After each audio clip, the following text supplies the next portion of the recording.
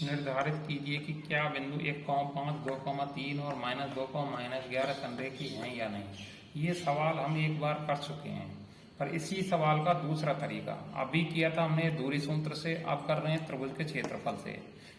पहला बिंदु ए 1,5, दूसरा बी 2,3 और सी -2, -11। इन पर लिख लिया x1 y1, x2 y2 और x3 y3।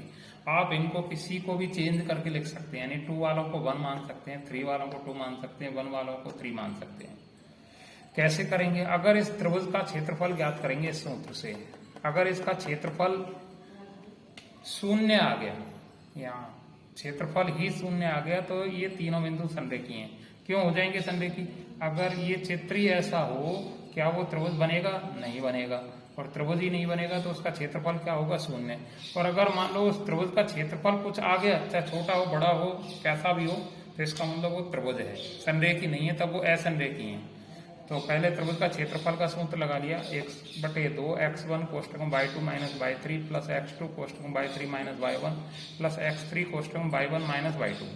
अब इनका मान जमाएंगे सूत्रानुसार। पहले 1/2 x1 का मान जमा दिया 1, फिर कोष्टक y2 - y3 तो 3 है, फिर यहाँ माइनस का चिन्ह था सूत्र में, तो ये माइनस की 11 थी वो प्लस की हो गई।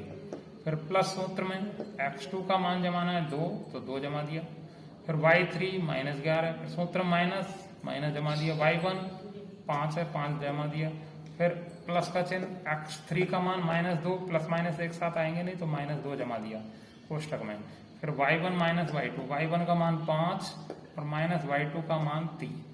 अब 1/2 1 उतार लिया, दोनों समान चिन्ह के तो जोड़ दिए 14 हो गए, प्लस 2 उतार लिया, ये अभी दोनों समान चिन्ह के हैं तो 11 और 5 16 हुए माइनस के, प्लस गुणा माइनस किया तो -2 रख दिया, ये असमान चिन्ह के घटा दिए, 2 बच गए।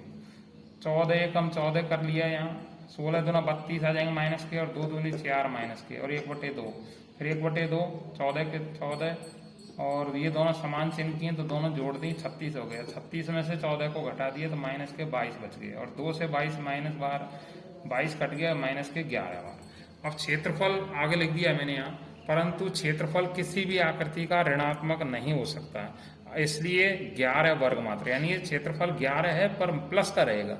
अर्थात यहाँ शून्य नहीं आया तो आगे भी लिख दिया मैंने, परंतु यहाँ त्रिभुज का क्षेत्रफल शून्य नहीं है, शून्य नहीं है, तो इसलिए तीनों बिंदु भी संरेखी नहीं है। अर्थात ये तीनों बिंदु ऐसे नहीं होकर ऐसे हैं, क्योंकि ये क्षेत्रफल 11 आ रहा है हमारे पास। अगर यहाँ 0 आता तो ये तीनों बिंदु ऐसे होते, अर्थात ये संरेखी होते। तो इस प्रकार भी आप इस सवाल को कर सकते हैं। तो इसके लिए आपको ये होमवर्क है, ये करके करना है आपको। जांच कीजिए कि क्या बिंदु 3,1, 6,4 और 8,6 संरेखी बिंदु हैं या नहीं, किसी भी एक प्रकार से करना। ठीक।